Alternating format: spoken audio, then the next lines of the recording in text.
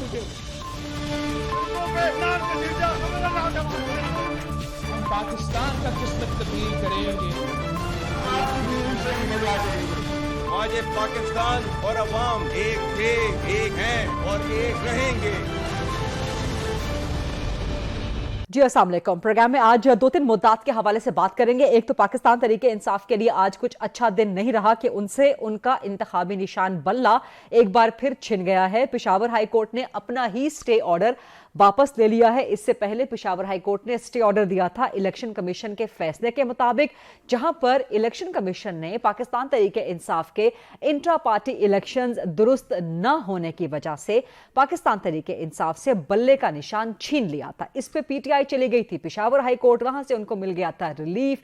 बल्ले का निशान आर्जी तौर पर तहरीक इंसाफ को वापस मिल गया था। उस पर election commission Peshawar high court में अपील में चली गई। पेशावर हाई कोर्ट ने इलेक्शन कमीशन को भी सुना, पाकिस्तान तहरीक इंसाफ के वकला को भी सुना और आज फैसला जारी कर दिया कि stay order Peshawar high court ने अपना ही वापस ले लिया। इस तरह से पाकिस्तान तहरीक इंसाफ उन इलेक्शंस से जो कि 30 दिन के बाद होने वाले हैं, आम इंतखाबात में अब सिर्फ 1 महीने का वक्त रह गया है, तो सिर्फ 1 महीना पहले इलेक्शन से पाकिस्तान तहरीक इंसाफ अपने इंतखाबी निशान बल्ले से महरूम हो गई है।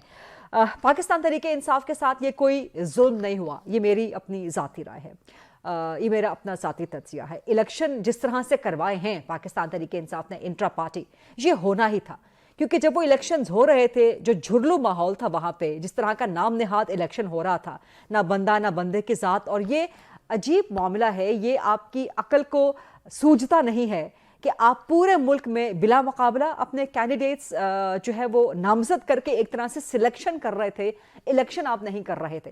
तो ये तो होना ही था, किसी ना किसी ने जाके इलेक्शन चैलेंज कर ही देना था, और ये उसने चैलेंज किया है जो पाकिस्तान तहरीक इंसाफ का अपने आप को वर्कर कहता है, अकबर एस बाबर बानी रुकन कहता है। कोई नून का, कोई पीपल्स पार्टी का, किसी और जमात का, किसी और गिरोह का, किसी और हल्के का बंदा नहीं गया इलेक्शन कमीशन में। तो ये तो होना ही था, पाकिस्तान तहरीक इंसाफ को चाहिए था कि वो अपना घर, अपना हाउस इन ऑर्डर करती ताकि उसके लिए ये मुश्किलात ना होती। लेकिन इसके बावजूद प्रोग्राम में डिबेट को जनरेट करेंगे कि क्या पॉलिटिकल पार्टीज के साथ ऐसा होना चाहिए, और खासतौर पर पाकिस्तान तहरीक इंसाफ का जो मौक़िफ़ है, वो कहते हैं कि जी हमारा जो वोट है वो तो बानी चेयरमैन का है, हमारे ताहयात चेयरमैन के नाम पे वोट पड़ता है, चाहे जो भी हो। तो अगर पॉलिटिकल पार्टी का वोट उनको यकीन है कि इतना तगड़ा है और शख्सियत के नाम पे पड़ता है, तो फिर इंतखाबी निशान कोई भी हो, क्या इससे फ़र्क पड़ेगा? इस पर डिबेट जनरेट करेंगे। और अब चूंकि जैसे मैंने पहले गुजारिश की कि इलेक्शन में सिर्फ 30 दिन रह गए हैं, 1 महीना रह गया है, लेवल प्लेइंग फील्ड के शिकवे बहुत हो रहे हैं। लेवल प्लेइंग फील्ड के हवाले से आज के प्रोग्राम में मैं कुछ बात करना चाहती हूँ। बहुत शोर शराबा, बहुत शोर होगा, बहुत हंगामा आप सुन रहे हैं आजकल लेवल प्लेइंग फील्ड के हवाले से, और ख़ास तौर पे पाकिस्तान तहरीक इंसाफ के हवाले से।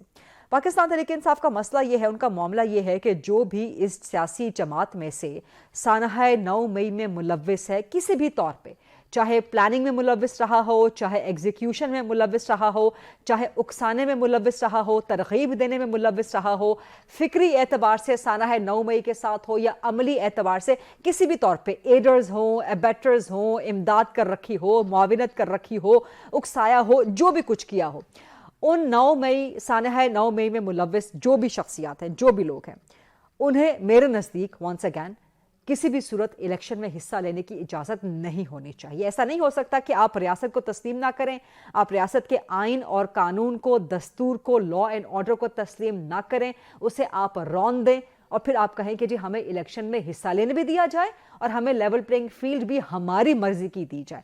इस तरह से नहीं हो सकता। ऐसा नहीं हो सकता कि कल को कोई भी तंजीम उठे, मिसाल के तौर पे कलअदम टीटीपी उठे या कलअदम बीएलए उठे या कोई भी और तंजीम उठे, रियासत को तस्लीम ना करे, रियासत पे हमले शुरू कर दे, रियासती इदारों पे हमला शुरू कर दे, रियासती तनसीबात पे हमले शुरू कर दे और फिर कहे कि जी हम रियासत के आइन को, कानून को, दस्तूर को, लॉ एंड ऑर्डर के निज़ाम को, किसी सिस्टम को नहीं मानते, लेकिन हम इलेक्शन में हिस्सा लेना चाहते हैं और हमें इलेक्शन में हिस्सा लेने भी दिया जाए।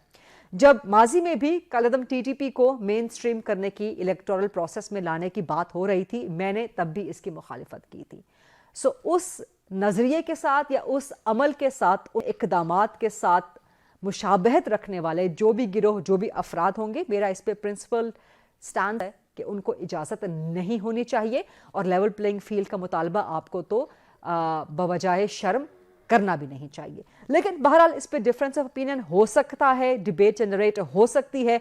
इन्हीं पॉइंट्स पे डिबेट को जनरेट करेंगे। प्रोग्राम के फ्लोर को डिबेट, डिस्कशन, क्वेश्चन आंसर्स के लिए ओपन करते हैं। मेरे साथ मौजूद हैं आजिज धामरा साहब, पीपल्स पार्टी के सीनियर और मरकजी रहनुमा हैं। आबिद जुबैरी साहब मुल्क के मशहूर मारूफ कानूनदान हैं, साबिक सदर रह चुके हैं सुप्रीम कोर्ट बार एसोसिएशन के। और मुझे ज्वाइन करेंगे थोड़ी ही देर में आगे चल के जहांगीर जदून साहब भी, साबिक एडवोकेट, चैनल है इस्लामाबाद के, बल्कि मुझे बताया जा रहा है कि वो ज्वाइन कर चुके हैं। और इसके अलावा मेरे साथ मौजूद हैं जी अहमद जमान खान साहब, जो कि सेक्रेटरी जनरल हैं हम अवाम पाकिस्तान पार्टी के। अब जब मैंने इस पार्टी का नाम सुना तो मेरे लिए भी बड़ा अचंभा था कि ये एक बिल्कुल नौवारिद सी नई सी पार्टी लगती है, लेकिन इंटरेस्टिंगली ये पार्टी बल्ले का निशान लेना चाहती है। अहमद जमान खान साहब, अस्सलाम वालेकुम। जी वालेकुम अस्सलाम। एक तो आपकी पार्टी कहां से नमूदार हो गई है, कहां से निकल के सामने आ गई है, कौन चला रहा है इस पार्टी को, कौन है आपकी पार्टी के पीछे, और आप लोग बल्ले के पीछे क्यों पड़े हुए हैं? सबसे पहले तो आपका बहुत बहुत शुक्रिया, आपने हमें टाइम दिया, हमारी पार्टी को टाइम दिया कि हम अपना पॉइंट ऑफ व्यू बयान कर सके। असल में इसके पीछे देखें, जो हमारा नाम है ना, हम अवाम पाकिस्तान, हम पिछले 4 साल से हम पार्टी इलेक्शन कमीशन के साथ रजिस्टर्ड हैं, गए बगैर अपनी डॉक्यूमेंटेशन कर रही हैं, पूरे पाकिस्तान में अपनी तंजीम साजी की है, बलदियाती उम्मीदवार हमारे खड़े हुए। फिर हमारा जो पहला जलसा था, मैं आपको ये बता दूं कि जो वाहिद पार्टी थी जिसका पहला जलसा 14 अगस्त 2022 को क्वेटा में हुआ था। अच्छा, तो हम ये था, कौन चला रहा है, कौन है आपकी पार्टी के पीछे, कौन चला रहा है? जी हमारी पार्टी को आवाम चला रही है। हमारे चेयरमैन है, हमारे सीनियर वाइस चेयरमैन है, मैं खुद सेक्रेटरी इत्तलात हूँ और मैं एडिशनल सेक्रेटरी जनरल भी हूँ, और हमारा पूरा ग्रुप है इसमें जो हम चला रहे हैं। पूरी आवाम है, मतलब 8 से 10 हज़ार मेंबर्स है जो हमने अपने मेंबर्स दिए हैं जो इलेक्शन कमीशन में पिछले 4 साल से। तो बल्ले के निशान के पीछे क्यों पड़े हुए हैं, बल्ला क्यों लेना चाहते हैं आप? हाँ जी, मैं इसकी थोड़ी सी अगर मुझे देंगे तो मैं वजाहत कर दूंगा कि इमरान खान के पास तो पहले चिराग का निशान था, उसके बाद अब ये चले गए तराजू के पीछे, थोड़ा सा एमएमए जब बनी थी थोड़ा सा पीछे जाएंगे। तो ये होता है कि इजी निशान हर पार्टी का दिल करता है कि कोशिश करता है कि उसको इजी निशान मिले, ऐसा निशान कि जो हर वोटर को आप इजीली बता सकते हैं, अपने वोटर को बता सकते हैं, अपने नुमाइंदों को बता सकते हैं। तो जिस तरह ये पिछले 1.5 साल से ये पार्टी चल रही है, हम भी लोग सियासी लोग हैं, पॉलिटिकल लोग हैं, हमें पता है कि ये पार्टी आगे चलने वाली नहीं है। ये चंद इंतशार पसंद लोगों का एक टोला था जिन्होंने इंतजार कर लिया, जो करना था वो कर चुके थे। हमें ये पता था कि ये पार्टी आगे चल नहीं सकती, तो इसी इंतजार में थे कि ये अब अगले इलेक्शन आए और हम अपना निशान बल्ले का लें इनसे और हम अवाम तक पहुंचाएं ये जो निशान है। अच्छा, मुझे बताएं ना कि अब आप कल जा रहे हैं इलेक्शन कमीशन बल्ले का निशान लेने के लिए? जी बिल्कुल, हमने 11 दिसंबर को अप्लाई किया था, हमारा केस वहां पे पड़ा है। और जो इसका इलेक्शन कमीशन का आर्टिकल 162 जनरल इलेक्शन है 2017, उसके तहत अब इलेक्शन कमीशन को कल हमें निशान अलॉट कर देना चाहिए। आप कल जा रहे हैं इलेक्शन कमीशन बल्ले का निशान लेने के लिए? जी अल्हम्दुलिल्लाह। और आपका मुतालबा है कि कल आपको बल्ले का निशान अलॉट कर देना चाहिए? जी बिल्कुल कर देना चाहिए। तो आपकी पार्टी के इलेक्शन हुए? जी हमारे इलेक्शन जनवरी में हुए हैं, हमारे इलेक्शन इंटर पार्टीशन इलेक्शन 2023 में हुए, हमने सारे पेपर जमा कराए हैं। अच्छा, और बिला मुकाबला इलेक्शन हुए हैं आपकी पूरी पार्टी में? नहीं, हमारे 2 उम्मीदवार थे, एक ताहिर अजीज खान साहब थे और एक चौधरी अमजद साहब थे। अच्छा, तो सीईसी में चौधरी अमजद साहब जीत गए थे। तो आप इलेक्शन कमीशन में रजिस्टर्ड पार्टी हैं? जी 153 नंबर है हमारा रजिस्ट्रेशन। 53 नंबर है आपका? 153 नंबर है आपका। अच्छा ठीक है, तो इस इलेक्शन में भी इलेक्शन 24 जनरल इलेक्शन, इसमें भी आप लोगों ने उम्मीदवार अपने खड़े किए हैं? जी बिल्कुल खड़े किए हैं। अब बल्कि हमारे उम्मीदवार सारे परेशान हो रहे हैं क्योंकि अभी तक हमने इनको इलेक्शन सिंबल नहीं दिया।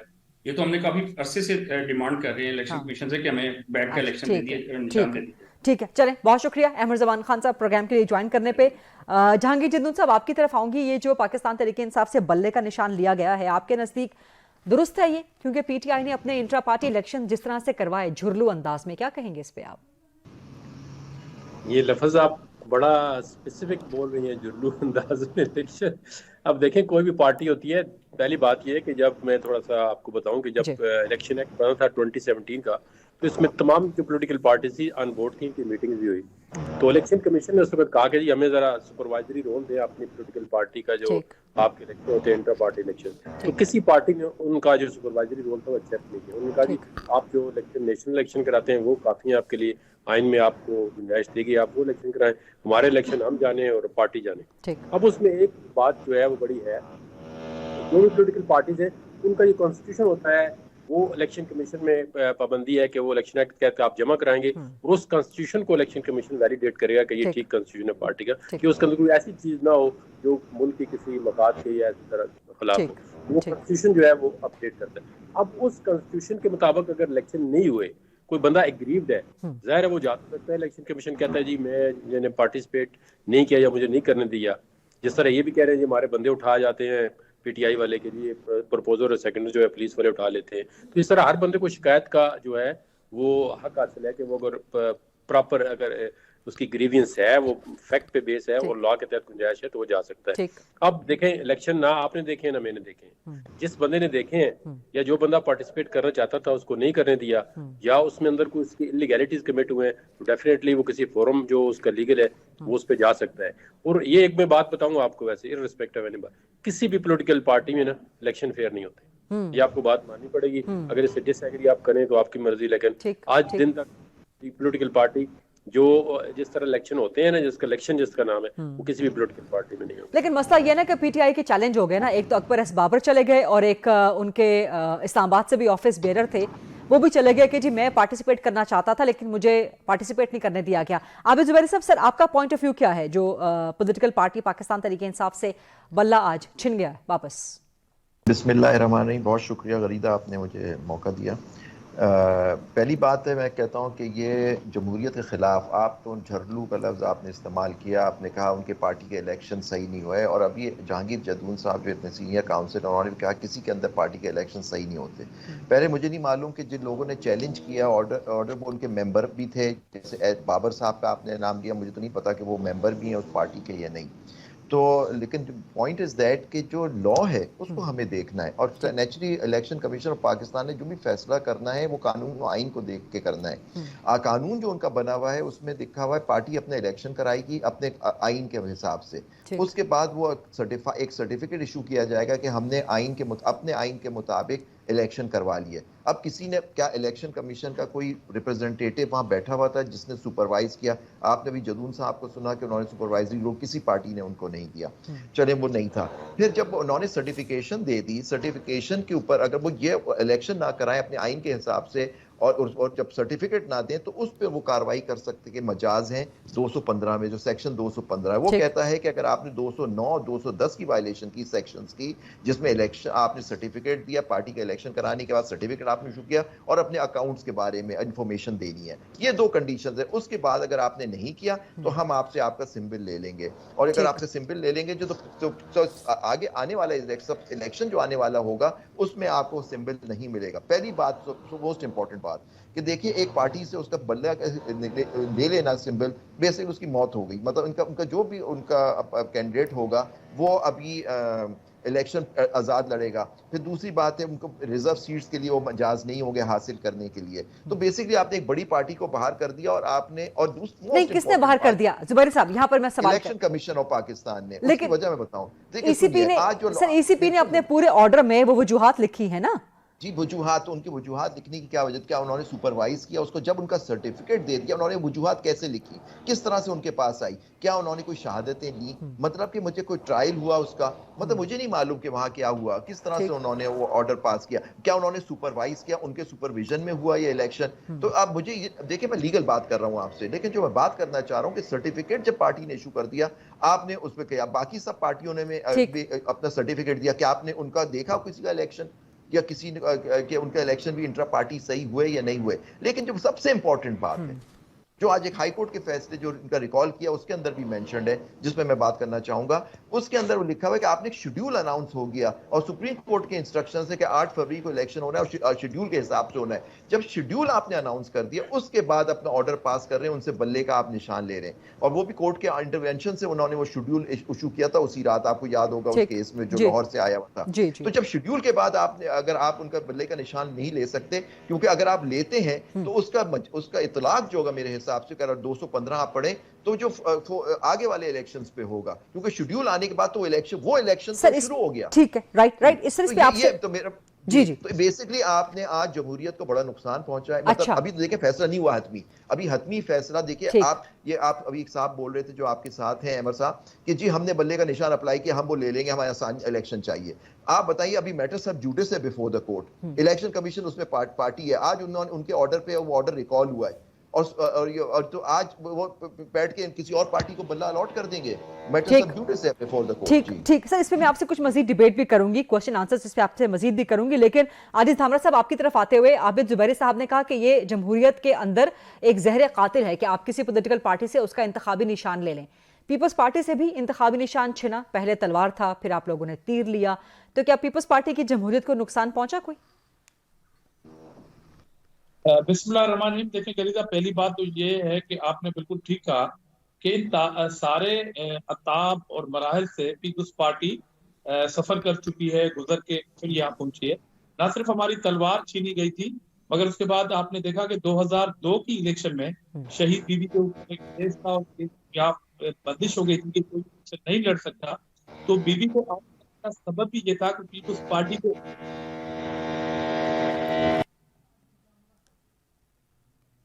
धामरा साहब आपकी आवाज़ नहीं आ रही है, आपका स्काइप कनेक्शन, मेरा ख्याल है कि शायद इसमें कुछ प्रॉब्लम है। मुझे एक ब्रेक भी लेनी है। धामरा साहब आपकी इजाज़त से एक ब्रेक लेते हैं, इन द मीन टाइम आपका स्काइप कनेक्शन भी ज़रा ठीक हो जाएगा। Let's take a short quick break, वापस आते हैं, डिस्कशन को, डिबेट को यहीं से कंटिन्यू करते हैं।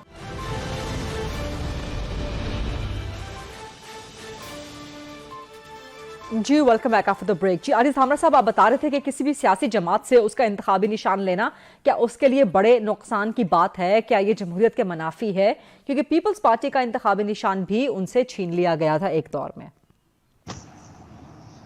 देखिए गाजी साहब, तमाम पॉलिटिकल पार्टी काबिल एहतराम है, मगर वो पार्टी सबसे है जो नजरियाती पार्टी के ऊपर हुआ। और उसके बाद आपको याद होगा कि 2002 में सिर्फ 2 के अंदर बीबी शहीद को इलेक्शन से आउट करने के लिए एक केस का बहाना और सहारा लेके और इलेक्शन करवाई, और ताकि पीपल्स पार्टी में आ सके इलेक्शन से बाहर। फिर एक पाकिस्तान एक पार्टी को, फिर इत्तेहाद हुआ दो पार्टियों को, और आज हम वहीं पे जिंदा हैं। 2002 आपको याद होगा कि पेट्रियट बनाई गई थी और 10 महीने हमारे तोड़े गए थे हमारे प्राइम मिनिस्टर को रोकने के लिए, और एक वोट से जमाली साहब जो है वो प्राइम मिनिस्टर बने थे। पेट्रियट बनाने के बावजूद भी, शहीद बीबी की क़यादत छीनने के बावजूद भी एक वोट से जफरलाल जमाली साहब की हुकूमत बनी थी। तो हमने उस तमाम सवाल का मुकाबला किया और आज अल्हम्दुलिल्लाह हम ग्राउंड पे मौजूद है।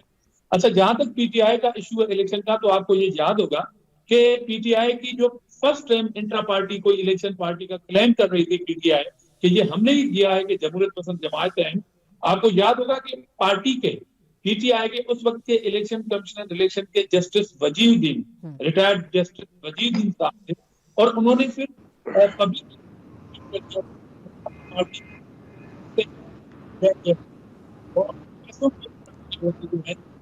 कुछ इल्जाम भी लगा था, तो कंट्रोवर्शियल उस वक्त भी इस पार्टी के इलेक्शन थे। आदिल धामरा साहब, माजरत आपको इंटरजेक्ट करने के लिए, आपके स्काइप में कुछ प्रॉब्लम है, आपका फ़ोन भी बंद जा रहा है। अगर आपका फ़ोन खुल जाए तो हम कम से कम आपकी ऑडियो आपके फ़ोन के ज़रिए ले लेंगे, ताकि आपका जो जवाब है वो भरपूर तरीके से सामने आ सके, या फिर स्काइप रिकनेक्ट कर लीजिए। इन the mean time Jahangir Jadoon साहब, आपकी तरफ मैं वापस आऊँगी। लेवल प्लेइंग फील्ड के हवाले से आजकल बड़ा शोर शराबा है, और आज सुप्रीम कोर्ट में भी मौजूद थी पाकिस्तान तहरीक इंसाफ कि जी हमें लेवल प्लेइंग फील्ड प्रोवाइड की जाए, लापता किया जा रहा है हमारे लोगों को, जबरी गुमशुदा किया जा रहा है। ये लेवल प्लेइंग फील्ड का शिकवा कितना दुरुस्त है आजकल के हालात में, गिवन दैट कि जिन्होंने सानिया 9 मई किया है, क्या उनको इजाज़त होनी चाहिए कि उनको बस माफ़ी तलाफ़ी मिल जाए, इलेक्शन में हिस्सा लेने दें और सब कुछ हंकी टोरी हो जाए एंड ऑल गुड? नहीं, देखिए, सानिया 9 में जिन्होंने भी किया है वो कंडेम किया है अक्रॉस द बोर्ड, हर बंदे ने, सिटीजन ऑफ पाकिस्तान ने, कि ये अगर आपके साथ कुछ ज्यादती भी हो गई तो आपका ये नहीं राइट बनता कि किसी के घर पे जाके हमला कर दें, किसी के भी, वैसे प्राइवेट भी एक, तो वो तो किसी ने मेरे ख्याल में उसको आज दिन तक इंडोर्स नहीं किया तो कि फिर तो जहांगीर साहब the law must take its course ना। फिर जो 9 मई में मुलव्विस थे उन पे मुकदमात अगर हैं, आप बात मुकम्मल करने थे। बिल्कुल देखें आप, वो जो 9 मई के, आपकी क्या मर्जी है कि वो लोगों के ट्रायल नहीं हो रहे, वो कहाँ पे हैं लोग? उनको देखो कि स्टडी में लिया गया है, उनकी अपीलें आई हैं सुप्रीम कोर्ट ने, फिर उन्होंने कहा जी मिलिट्री ट्रायल होगा। वो तो लोगों पे, ये तो हमें पता चलना चाहिए था कि आज अभी तक तो लोगों की कन्विक्शन हो जानी चाहिए थी। वो तो स्लो हो रहा है ट्रायल, ये सही बात स्लो हो रहा है। वो तो अभी देखे ना, जो लोग मुलव्वस थे, ये ज़ुबैरी साहब हमारे साथ कितने शो कर चुके हैं, इन्होंने भी कंडेम किया कि जी 9 मई का तो कोई नहीं लेता कि वो ठीक काम था। हाँ। अब देखें इलेक्शन, लेकिन वो जस्टिस सिस्टम अगर लिथार्जिक हो रहा है तो इसीलिए तो मिलिट्री कोर्ट्स के हवाले से बात हो रही थी, या मिलिट्री कोर्ट्स इसीलिए तो कायम करवाई गई थी कि आपका अगर regular justice system, criminal justice system इतना लिथार्जिक है, इतना सुस्त है। जुबैरी साहब का इस पे हमेशा मेरे साथ डिफरेंस ऑफ ओपिनियन रहता है, लेकिन जदून साहब तो फिर बात तो दुरुस्त है ना? नहीं देखें, ये बात मैं नहीं कहता कि अगर आपका एक सिस्टम लेथर्जिक किसने बनाया हुआ है, ये किसका सिस्टम है? ये तो गवर्नमेंट ऑफ पाकिस्तान का है। तो इसका मतलब है स्टेट अपनी फेलियर मान रही है कि हम जो कोर्ट का सिस्टम है ये ठीक नहीं कर सकते। तो सर जुडिशरी तो अलग, सर जुडिशरी तो अलग मैं ना, जुडिशरी तो एक अलग स्टैंडिंग स्टोन है ना रियासत का। नहीं स्टैंडिंग स्टोन नहीं है। देखें अब अपने देखें ना, थोड़ी सी हमारी बात सुन ले आप पहले। अब देखें ना, अगर एक सिविल कोर्ट है या एंटी टेररिस्ट कोर्ट है, हाँ। उससे मुझे इत्मीनान नहीं है तो मेरे लिए कौन सी फिर कोर्ट बनेगी? ये तो अलग बात है ना। देखिए हम ये नहीं चाहते कि 9 मई का कोई बंदा जो है, डिफरेंस ओपिनियन जरूर है कि जी कोई स्पेयर कर दें या उसको ट्रायल ना हो। ये कोई मेरे ख्याल किसी वकील ने नहीं कहा, किसी पॉलिटिकल पार्टी ने नहीं कहा जी उनका। अब जो उनकी कन्विक्शन बनती है, जो उनकी सजा बनती है, उनको मिलनी चाहिए। लेकिन आजकल जो आपको पता है ना, जो स्टूडेंट्स डेवलप हो रही है वो है प्रोपोर्शनैलिटी एंड रीजनेबिलिटी, कि आपने जितना अगर ऑफेंस किया है उसके मुताबिक सजा हो। इसलिए तो आप देखें सुप्रीम कोर्ट के अंदर लाइफ डिस्क्वालिफिकेशन सुप्रीम कोर्ट खत्म कर रही है कि एक बंदे ने अगर 10% जुर्म किया है तो उसको सजा 80% नहीं मिलनी चाहिए, उसको 10% की सजा मिलनी चाहिए। यही दुनिया का कानून है और ये पाकिस्तान के अंदर होना चाहिए। ठीक, अगर एक बंदे को इलेक्शन लड़ने का वो एल नहीं है कॉन्स्टिट्यूशन के मुताबिक और लॉ के मुताबिक, तो उसको नहीं लड़ना चाहिए। वो नहीं हो सकता। आपकी रिटर्निंग अफसर मौजूद है, आपकी हाई कोर्ट मौजूद है, सुप्रीम कोर्ट मौजूद है, आप खुद मौजूद है मीडिया पे, मैं मौजूद हूँ, जुबैरी साहब मौजूद हैं, वो हर बंदा इस तरह लगेगा। जहांगीर साहब आप कह रहे हैं कि ताहियात नाअहली खत्म होनी चाहिए और पार्लियामान ने जो कानून बना दिया है वो सस्टेन करना चाहिए। नहीं, वो तो एक अलग बात है। वो तो क्वेश्चन आपने नहीं पूछा ना, वो तो आप मेरे अब पूछ रही हूँ ना सर डिबेट ऐसे ही चलती है जहांगीर साहब, डिबेट ऐसे ही चलती है ना। आप जो अपने काम का सवाल है वो पूछे, उसका हम दोनों जवाब देंगे। जो भी हम देखें, बिल्कुल जुबैरी साहब भी मोस्टली इन्होंने भी इंडिपेंडेंट ओपिनियन दी है, वो कि ये समझा जाता है कि ये पीटीआई प्रो पीटीआई है। देखिए हम अगर किसी की फेवर में बात कर रहे हैं, ये तो मसला है, हम कहते हैं पोलराइजेशन खत्म होनी चाहिए। आज पॉलिटिकल पोलराइजेशन है, जुडिशरी के अंदर पोलराइजेशन है। एक जज अगर एक पार्टी के हक में फैसला होता है, दूसरी पार्टी चढ़ दौड़ती है कोर्ट पे, अगर उसके खिलाफ आता है तो वो इस तरह आप देती है। इस मुल्क का निजाम नहीं चल सकता, इस तरह इदारे नहीं चल सकते, इस तरह काम चल रहा है। एक थोड़ा सा देखे ना, रीजनेबल माइंड को थोड़ा सा मीटिंग ऑफ द माइंड कम से कम जो होता है ना, बेस जो है वो आगे चलनी चाहिए। हाँ। अब लेकिन ताहियात नाअहली खत्म होनी चाहिए। मैं पेश होता हूँ अदालतों में, हमारे खिलाफ फैसले नहीं आते। नहीं क्यों, कोई वकीलों के हमारे खिलाफ कितने फैसले आते हैं? जुबैरी साहब प्रेसिडेंट थे सुप्रीम कोर्ट बार के, इनके खिलाफ कितने फैसले आए? ये जरूरी नहीं है। अब देखे ना, एक रीजनेबल होता है, आपको एक गुंजाइश मिलती है, आपके फेवर में भी फैसला आता है, आपके अगेंस्ट भी फैसला आता है, लेकिन उसको बर्दाश्त करना चाहिए। राइट। पीटीआई वालों में एक मैं आपको बताता हूँ, एक मिनट आपकी मर्जी की बात करता हूँ। इनका अगर 10% इन पे कोई आता है ना मसला, हो सकता है कोई प्रॉब्लम हो, इनका सोशल मीडिया है वो उसको 70 पे एंगल पे ले जाता है, 70% फील होता है। अब इनके पेपर जो है, ये मैं आपको बिल्कुल फैक्ट्स और रिकॉर्ड की बात बता रहा हूँ। हमारे इलाके में मैं 5 डिस्ट्रिक्ट हो गया हूँ, बटग्राम, कोहिस्तान, मनसेरा, हरिपुर, एक पीटीआई के बंदे ने 5 नॉमिनेशन पेपर सबमिट कराए और किसी को ऑब्जेक्ट नहीं किया। उमर अयूब का जो हल्का है, वो जनरल सेक्रेटरी, उसके खिलाफ कितने केसेस हैं, उनके पेपर एक्सेप्ट किए हैं, उनकी सारी फैमिली के पेपर एक्सेप्ट हो चुके हैं, एक बंदे की डिस्क्वालीफाई नहीं हुए, वो अपना डिस्क्वालीफाई, नॉमिनेशन पेपर रिजेक्ट नहीं हुए। तो लेवल प्लेइंग फील्ड इनको किसी हद तक, अब इनकी स्ट्रेटेजी आप देखें ना, इनकी स्ट्रेटेजी ये थी कि एक मतलब है जो सीट है उस पे 5-5 10 बंदे जो है नॉमिनेशन पेपर, इस्लामाबाद के अंदर देखें, अब एक कंस्टिट्यूंसी पे 70-80 बंदे ने नॉमिनेशन पेपर जो है सबमिट कराए हुए हैं, और ये ट्राइब्यूनल भी इनको रिलीफ देंगे, अगर रिलीफ बनता हुआ तो देंगे और देना चाहिए। लेकिन जहांगीर साहब आपने मेरे सवाल का जवाब नहीं दिया, ताहियात नाअहली। इसी के साथ दूसरा सवाल भी क्लिप कर लें कि आज भी जो पीटीआई की लेवल प्लेइंग फील्ड का केस सुना गया और लापता अफराद, जबरी गुमशुदगी, इसके हवाले से, तो पिछले कुछ दिनों से हम देख रहे हैं कि सुप्रीम कोर्ट के चीफ जस्टिस काजी फाइज ईसा, उनके खिलाफ सोशल मीडिया पे एक मखसूस पॉलिटिकल पार्टी बहुत फजूल किस्म के, बहुत लव किस्म के जो है ट्रेंड चला रही है, कैंपेन चलाना शुरू कर दिया है। ये जायज़ है, दुरुस्त है? बिल्कुल, मैंने अभी आपको कहा है ना कि ये गलत बात है। देखें, अगर आपको उनकी किसी ऑब्जर्वेशन से इख्तलाफ है, आप उनको किसी हम वकील हैं, हम जज को सामने कह देते हैं कि आपकी ये बात ठीक नहीं है, इसमें क्या है? अगर वो आपकी इंसल्ट करे तो जज आपका राइट बनता है, आप उसको कहें जी आप गलत काम कर रहे हैं। लेकिन सोशल मीडिया पे किसी की फैमिली को, किसी को उसको पर्सनली टारगेट करना जो है, ये किसी कानून के तहत ठीक नहीं है। अगर आपके देखें ना, सुप्रीम कोर्ट भी रिलीफ दे रही है उनको, हाई कोर्ट भी रिलीफ दे रही है। एक जमाना वो था कि पाकिस्तान मुस्लिम लीग नून से उनके जो 14 सेंटर से उनके नॉमिनेशन पेपर सबमिट हो चुके थे। उन्होंने कहा जी आप शेयर का निशान भी वापस लें, और ये जो प्राइम मिनिस्टर जो उस वक्त नवाज शरीफ थे, उनका कहा साइन भी वापस लें। ये ना साइन कर सकते हैं, ये ना निशान आपको मिल सकता है। वो सारे 14 के 14 सेंटर जो है वो इंडिपेंडेंट इलेक्शन लड़े, और ये सारा कुछ किया धरता इनका अपना पीटीआई का। इन्होंने प्रॉक्सी पिटीशन लाई सुप्रीम कोर्ट के अंदर, उन्होंने वहां से पिटीशन पे ऑर्डर लिया कि एक बंदा का डिस्क्वालीफाई हो तो ना टिकट इशू कर सकता है। अब हम तो नहीं कहते कि जेल से आपको टिकट इशू नहीं हो सकते। इमरान खान जो है उन्होंने चेयरमैन बना दिए, ठीक है, आप जेल में जाके मीटिंग करते हैं, उनकी सारी कंसल्टेशन जेल में होती है, तो ठीक है, अगर ये इस पार्टी का जो राइट बनता है उसको देना चाहिए। ठीक है, आबिद जुबैर साहब, सर आप इसके बारे में क्या कहेंगे? जो चीफ जस्टिस ऑफ पाकिस्तान के खिलाफ सोशल मीडिया पे एक बहुत स्मीयर कैंपेन जो है वो स्टार्ट करवा दी गई है, कर दी गई है साथ। देखिए, मैं तो बहुत खिलाफ हूँ किसी भी जज या चीफ जस्टिस हो या जज हो जिसके खिलाफ अगर कोई फैसला ले वो आपकी पसंद का फैसला ना हो तो उसके खिलाफ आप एक मुहिम चलाएं। इसको बिल्कुल रुकना चाहिए। पिछले दिनों में आपने देखा जस्टिस बंदयाल साहब के साथ जो कैंपेन चलाई गई उनके खिलाफ, लेकिन मैं आपसे कहूँगा गरीदा, मैंने आपके उस ज़माने में शोज़ में पे नहीं आया, आई होप आपने उस ज़माने में ये बात की हुई जब बंदयाल साहब के साथ पार्लियामेंट के अंदर उनको बुरा भला कहा जाता था, और जस्टिस बंदयाल के खिलाफ और जो जलसे होते थे उसके अंदर उनकी तस्वीरें उन जजों की लगा के उनके बारे में बुरी बातें की जाती थी।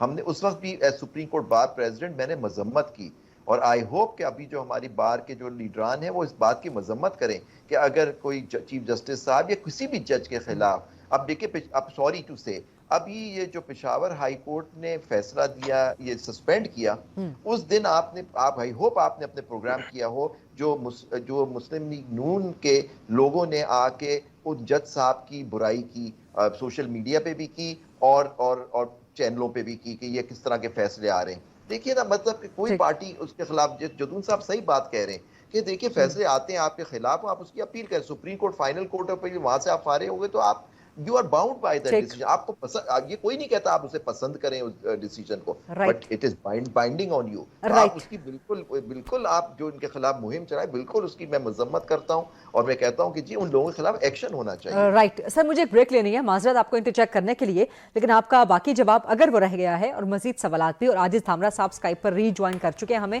लेकिन ब्रेक का वक्त हुआ। Let's take a short quick break, वापस आते हैं आजिज धामरा साहब से, आबिद जुबैरी साहब से, जहांगीर जदून साहब से मजीद बात कर।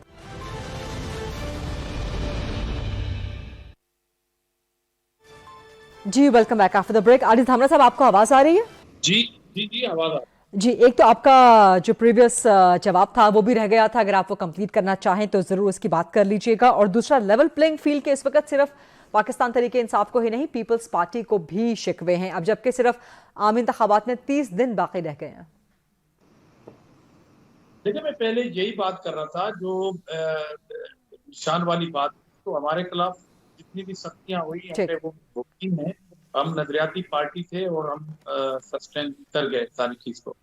अच्छा, ये जो इशू हुआ है पीटीआई के साथ, जो मैंने पहले कहा कि उनकी पहली जो इंट्रा पार्टी इलेक्शन थी उसके अपने पार्टी के इलेक्शन कमीशन ने उसको कंट्रोवर्शियल बना दिया, जिसमें कोई लैंड नहीं था।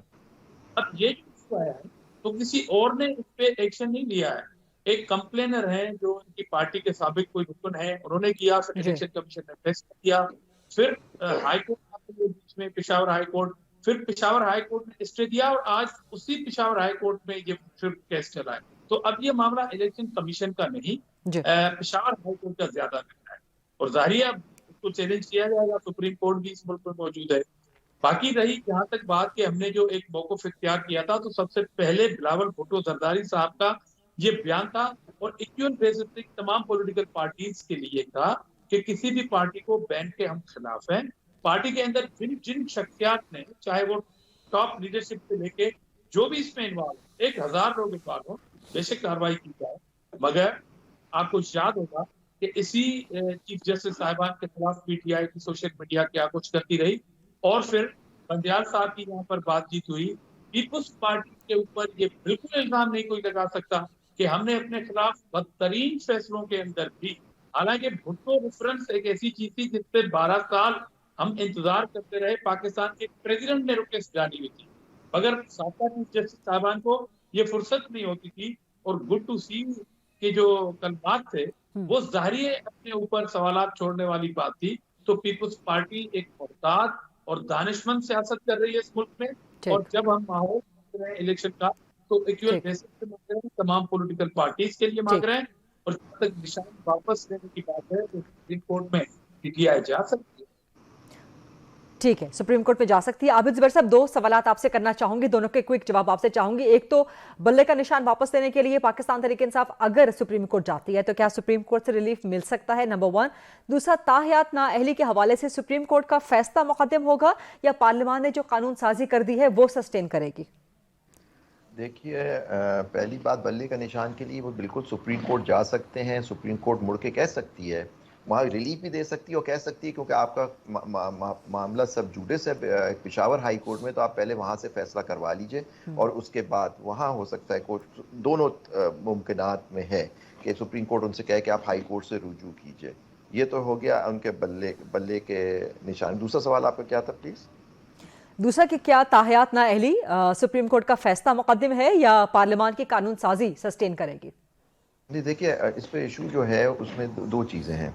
एक तो ये है कि देखिए सुप्रीम कोर्ट ने 62(1)(f को इंटरप्रेट किया हुआ है, उसकी तशरीह की हुई है। उन्होंने कहा है क्योंकि 200 ये जो 62(1)(f था ये 18वीं तरमीम की जो अब सिचुएशन है 18वीं तरमीम में आया था और ये तरमीम इन्होंने ख़त्म नहीं की थी पार्लियामेंट में, जिसमें सब लोगों ने बाय कंसेंसस से ये 18वीं तरमीम बनाई थी। तो ये 62, 63 18वीं तरमीम से अप्रूव्ड है, सुप्रीम कोर्ट ने 18वीं तरमीम को अप्रूव किया हुआ है। तो उस तरमीम के अंदर ये बात लिखी थी कि अगर कोई कोर्ट का डिक्लेरेशन होगा तो सिर्फ और सिर्फ फिर आप नाअहल होंगे 62(1)(f के, लेकिन क्योंकि उसमें कोई पीरियड नहीं दिया हुआ था तो उसमें उन्होंने कहा कि क्योंकि यहाँ कोई पीरियड नहीं है तो इससे मुराद होगी कि जब तक वो ताहयात की बात नहीं हो रही थी, वो कह रहे थे क्योंकि डिक्लेरेशन क्योंकि आपके खिलाफ आ गया, इस केस में क्रिमिनल केस की बात नहीं हो रही जो 63(1)(n) में कवर्ड है, तो आर्टिकल 60 डिसक्वालिफिकेशन, 62 की बात कर रहा हूँ क्वालिफिकेशंस की।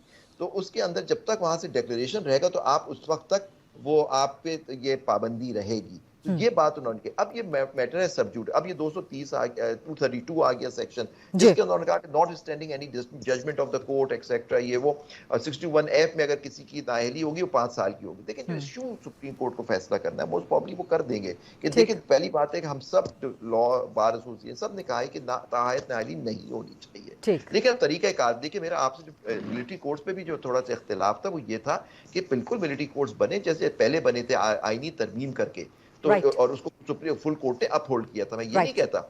दूसरी बात, इसी में यहाँ भी मेरा मौकफ यही है कि अगर ये तरमीम, अगर 62(1)(f की कोई तरमीम होनी है और उसको पीरियड देना है तो वो आईनी पार्लियामेंट ही करे, लेकिन आईनी तरमीम के थ्रू। लेकिन हो सकता है कोर्ट मुड़ के ये कहे कि जो जितनी जजमेंट्स पुरानी है ये सब गलत है, अब नए हिसाब से हम कहते हैं कि ताहयात नाअहली नहीं होनी चाहिए। ठीक है, बहुत बहुत शुक्रिया आबिद जुबैरी साहब, जहांगीर जदून साहब और आजिज थामरा साहब। ये था आज का प्रोग्राम। आज से टुमारो इंशाल्लाह एट 8 o'clock ऑन GTV। अल्लाह हाफ़िज़।